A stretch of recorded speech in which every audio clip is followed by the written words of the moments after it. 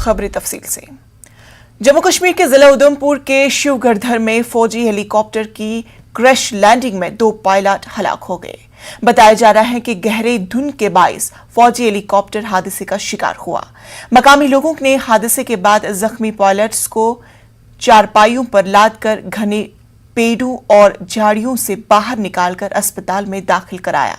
ताहम जख्मों की ताप न लाकर दोनों पायलट जल बसे। डीआईजी सलमान चौधरी ने हादसे की तस्दीक करते हुए बताया कि अभी तक ये वाज़ह नहीं हुआ कि हेलीकॉप्टर क्रैश हुआ या उसके पायलट्स ने क्रैश लैंडिंग की।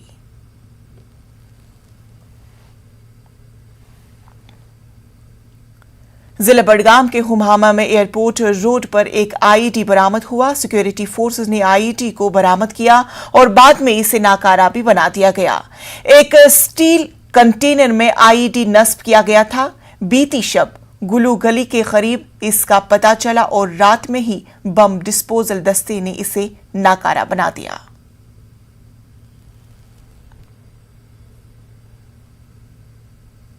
Karnataka religious structure protection bill 2021 को कर्नाटक असेंबली में पेश किया गया। इसका मकसद अवामी मकामात पर मजहबी ढांचे की हिफाजत को यकीनी बनाना है। कर्नाटक के वजीर महसूल आर अशोक ने बयान देते हुए कहा कि इस बिल को मंदिरों की हिफाजत के लिए पेश किया गया है। ताहम उन्होंने ये भी कहा कि हमें तमाम मजहबी मकामात की हिफाजत करना होगा। वहीं कांग्रेस ने इस बिल की मुखालफत की। कांग्रेस लीडरान ए हैरिस के मुताबिक बीजेपी मंदिरों को मुनहदिम करना चाहती है। वो मंदिरों की कैसे हिफाजत कर सकती है? कांग्रेस के मुताबिक इस बिल के जरिए बीजेपी वोट बैंक की सियासत कर रही है।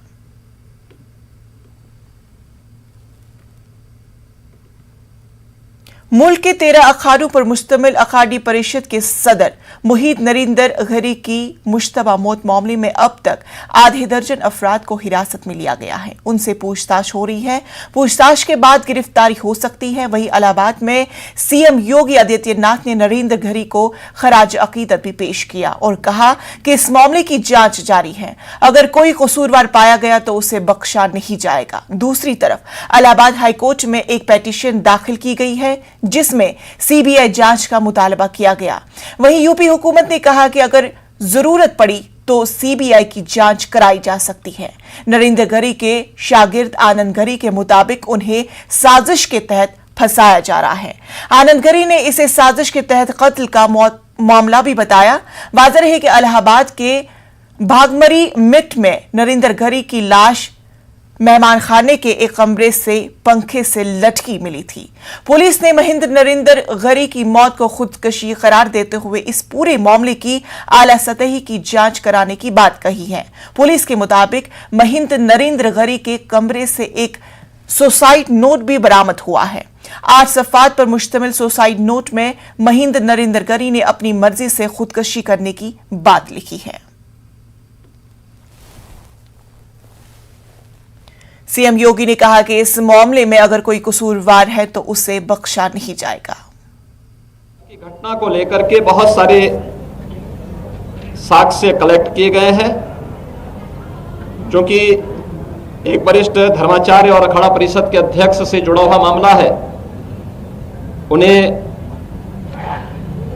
इस पूरे केस की प्रॉपर्टी का हिस्सा मानते हुए पुलिस की एक टीम जो यहाँ के एडीजी जोन, आईजी रेंज और डीआईजी प्रयागराज, ये तीनों और मंडलायुक्त प्रयागराज, ये सभी अधिकारी एक साथ मिलकर के टीम वर्क के साथ इस कार्यक्रम को आगे बढ़ा रहे हैं।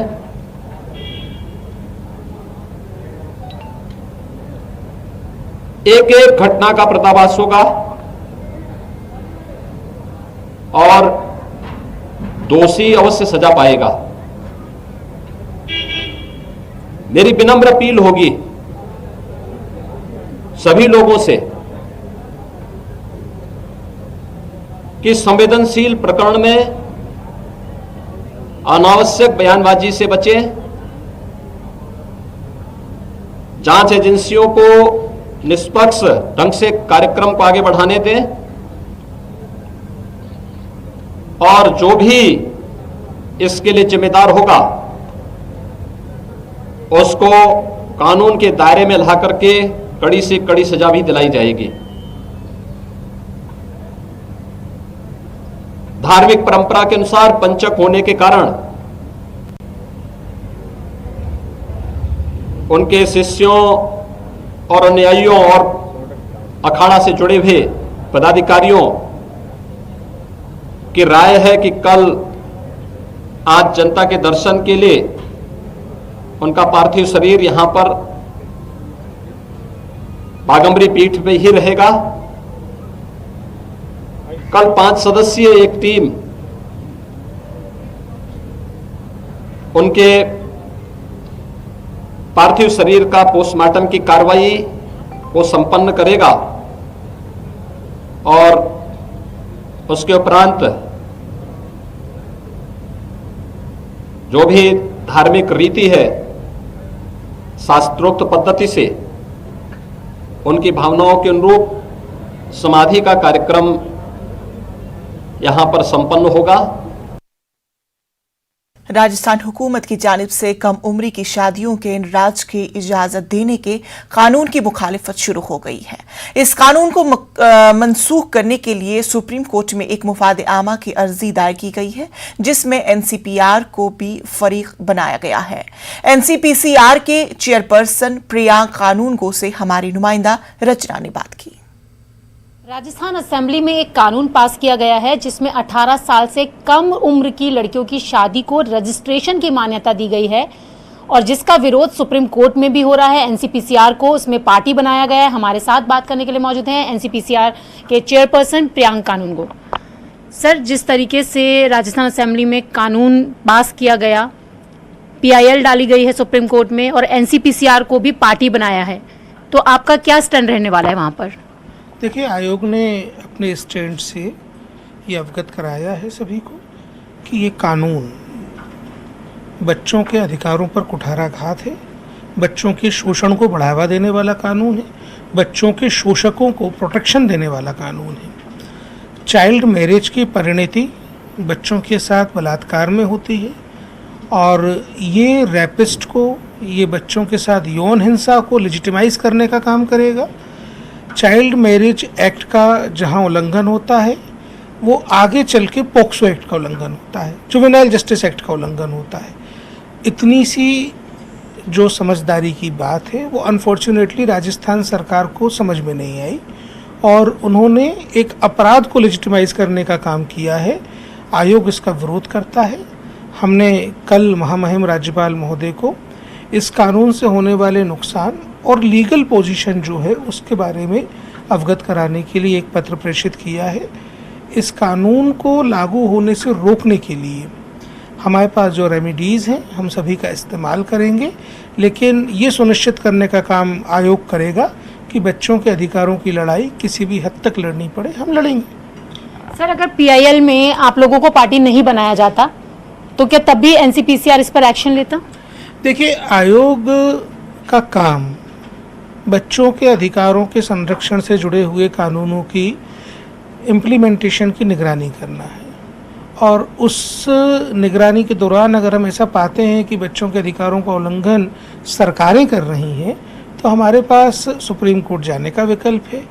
एक केंद्रीय कानून का उल्लंघन, एक नहीं बल्कि तीन केंद्रीय कानूनों का उल्लंघन ये स्टेट एक्ट करने वाला है।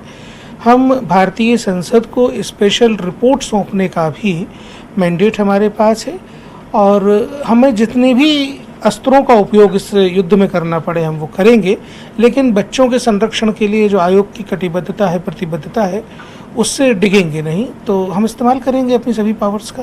18 साल से कम उम्र की शादी को रजिस्ट्रेशन करने की मान्यता दी गई है। इस काले कानून को एनसीपीसीआर पास नहीं होने देगी। कैमरा पर्सन गौरव गिरी के साथ रचना, न्यूज़ 18 दिल्ली। ब्रेक के बाद इस्तकबाल। फहश फिल्मों के मामले में गिरफ्तार राज कुंद्रा आज मुंबई के आर्थर जेल से रिहा हो गया। गिरफ्तार के तकरीबन 64 दिनों के बाद आज राज कुंद्रा आज रिहा हो गया। कल मेट्रोपॉलिटन मजिस्ट्रेट कोर्ट ने कुंद्रा और इसके साथी रियान थरूप की जमानत मंजूर की थी। राज कुंद्रा को 19 जुलाई को मुंबई पुलिस ने गिरफ्तार किया था। इसके अलावा ऐसी खबरें भी आ रही हैं कि राज के साथ ही यश ठाकुर के खिलाफ एक लुकआउट नोटिस भी जारी किया गया। मुंबई पुलिस क्राइम ब्रांच के मुताबिक पुलिस को राज कुंद्रा के मोबाइल, लैपटॉप और हार्ड ड्राइव डिस्क में 119 फहश वीडियोस मिली है, जिसे वो 9 करोड़ में फरोख्त करने का मंसूबा बना रहा था।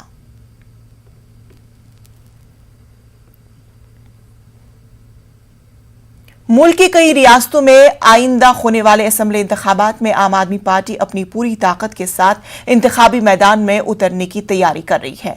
पंजाब और उत्तराखंड के बाद अरविंद केजरीवाल ने आज गोवा के अवाम से कई वादे किए हैं। अरविंद केजरीवाल ने गोवा में प्रेस कॉन्फ्रेंस करते हुए गोवा और वहां के लोगों को खूब तारीफ की और अवाम की खिदमत करने का अज़्म दोहराया। केजरीवाल ने बेरोजगारों को रोजगार देने का वादा किया। उन्होंने कहा कि हर घर के एक बेरोजगार को रोजगार फराहम किया जाएगा। आपके मुताबिक गोवा के शहरियों के लिए रियासत में सरकारी नौकरियों में 80% कोटा मुख्तस रहेगा। कॉन्फ्रेंस के दौरान उन्होंने मुफ्त बिजली, पुराने बिल माफ करने की बात भी कही। गोवा के डेवलपमेंट को लेके गोवा के लोगों के साथ मिलके हम लोगों ने एक बहुत इलैबोरेट प्लान बनाया है। गोवा स्टेट, गोवा राज्य बहुत खूबसूरत है। गोवा के लोग बहुत खूबसूरत हैं। गोवा के लोग बहुत अच्छे हैं। भगवान ने गोवा को सब कुछ दिया, नदियां दी, जंगल दिए, पहाड़ दिए, सब कुछ दिया। इतना खूबसूरत स्टेट है। लेकिन अभी तक इन सभी नेताओं ने और पार्टियों ने मिलके गोवा को लूटने में कोई कसर नहीं छोड़ी। जिसको मौका मिला उसने लूट लिया और सब अपने मौके की तलाश में रहते हैं कि 5 साल खत्म हो, अब हमारा मौका है, 5 साल खत्म हो, अब हमारा मौका है। इसे बंद करना है, इस लूट को बंद करना है। इसको लेके हमने बड़ा इलैबोरेट प्लान बनाया है। गोवा के लोगों के साथ बैठ के बनाया है, उनकी ज़रूरतों के मुताबिक बनाया है। और अभी कुछ दिन पहले जब मैं आया था तो उस प्लान का पहला पॉइंट अनाउंस किया था कि आम आदमी पार्टी की सरकार बनेगी तो गोवा के अंदर मुफ्त बिजली दी जाएगी। 300 यूनिट बिजली मुफ्त होगी, पुराने बिल माफ किए जाएंगे, किसानों को फ्री बिजली दी जाएगी और सबसे इंपॉर्टेंट 24 घंटे बिजली दी जाएगी। कई लोगों को यकीन नहीं होता। मारूफ शायर और दानिश्वर अकबर अलाहाबादी की वफात को 9 सितंबर को ही 100 साल मुकम्मल हो गए हैं। इसी पस मंजर में दिल्ली यूनिवर्सिटी के उर्दू डिपार्टमेंट की जानिब से अकबर अलाहाबादी की याद में 100 साला प्रोग्राम 3 दिनों तक हो रहे हैं। इसी कड़ी में आज से प्रोग्राम की शुरुआत हुई और उनकी शायरी और सर सईद अहमद खान के साथ उनके इख्तलाफात को लेकर इजहार ख्याल हुआ। उर्दू अदीबों ने अकबर अलाहाबादी को शायर के साथ साथ जंग आज़ादी का हिस्सादार भी बताया। प्रोग्राम में कहा गया कि अंग्रेजों के साथ रहते हुए अकबर अलाहाबादी हिंदुस्तानी सकाफत के हामी थे। तंज़ो मिज़ाह की जो इब्तिदा, मेरा ख्याल है तंज़ो मिज़ाह में अकबर इलाहाबादी से पहले और उनके बाद भी ऐसा कोई शायर नहीं पैदा हुआ। मैं समझता हूँ कि अकबर इलाहाबादी को हमने वो मर्तबा उर्दू वालों ने नहीं दिया जो उन्हें मिलना चाहिए। ये बहुत अहम बात है कि शोबे उर्दू दिल्ली यूनिवर्सिटी में इनका 7 साला उन्हें याद किया जा रहा है, जश्न मनाया जा रहा है। अगर आप अकबर इलाहाबादी के एजाज़ की बात करेंगे तो उनकी सबसे बड़ी खूबी यह है कि उनको अपने मादर वतन से बेइंतहा मोहब्बत है, उनको अपनी तहज़ीब से बेतहाशा प्यार है।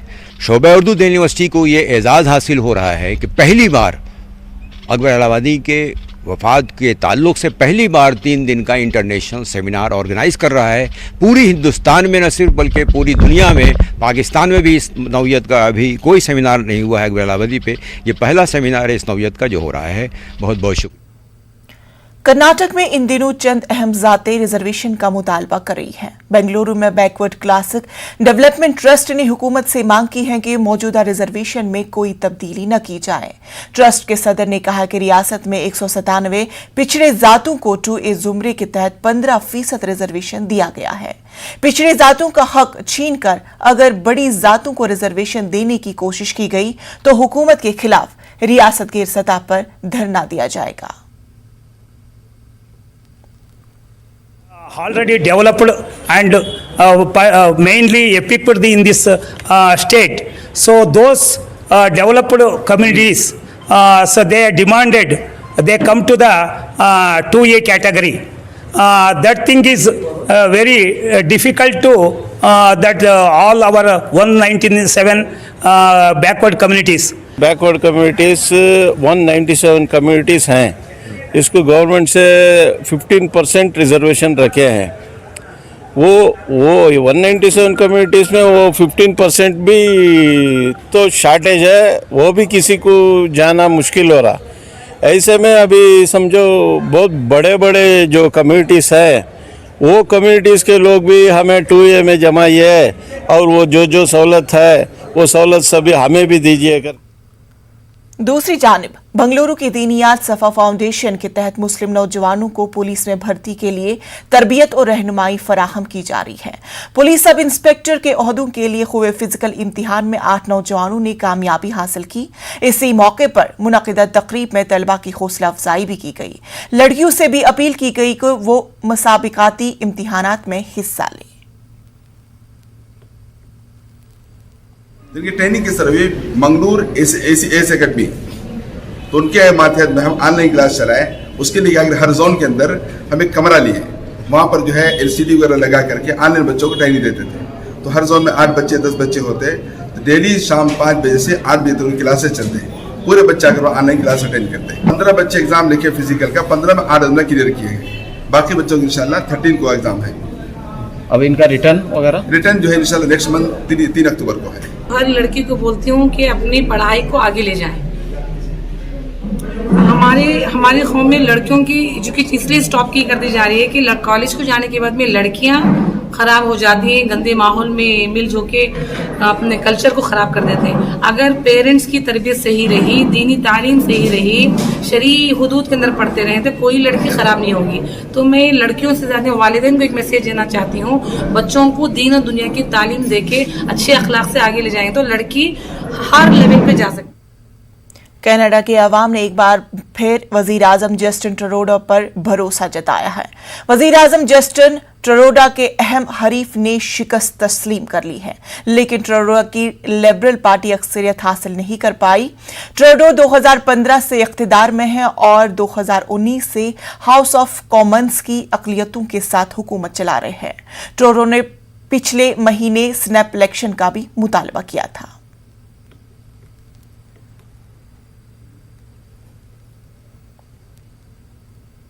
कोरोना वबा के दौरान बाहमी इमदाद व इन्हसार का जज्बा मुस्तहकम हुआ है। मुल्क इस वबा से मुतहिद होकर मुकाबला कर रहा है। टीकाकारी के ऐलान के बाद हम बेहतर ताउन करें जिससे हम कोरोना को मात देने की जानिब कदम बढ़ा सके। नेटवर्क 18 इस मुहिम में हर कदम आपके साथ रहेगा। जब तक सभी महफूज नहीं तब तक कोई महफूज नहीं होगा। इसी सोच की बुनियाद पर हमारी मुहिम संजीवनी का मकसद ये यकीनी बनाना है कि वैक्सीन पाना सभी हिंदुस्तानियों का हक है।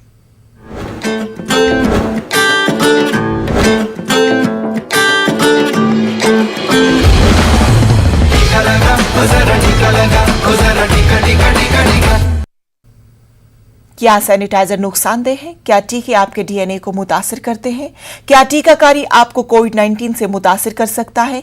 क्या ये कुछ सवाल आपके ख्याल में आते हैं? खैर, अब एक जगह है जहां आपके सभी सवालों को जवाब दिया जा सकता है और ये सब आपके फोन पर नेटवर्क 18 और फेडरल बैंक की कौमी सतह की टीकाकारी से मुतालिक बेदारी मुहिम के तहत कोविड-19 के खिलाफ Sanjeevani a shot of life Sanjeevani WhatsApp helpline number शुरू हो गया है। आपको बस 7977773753 नंबर पर व्हाट्सएप करना है और आपको उसी वक्त अपने सवालों का जवाब मिल जाएगा। जानकारी जिसे जांच और क्रॉस चेक भी किया गया है। तो आगे बढ़े, कोविड-19 पर अपने सवालों को व्हाट्सएप करें और अपनी जरूरत की सभी जानकारी हासिल करें। नंबर है 7977773753।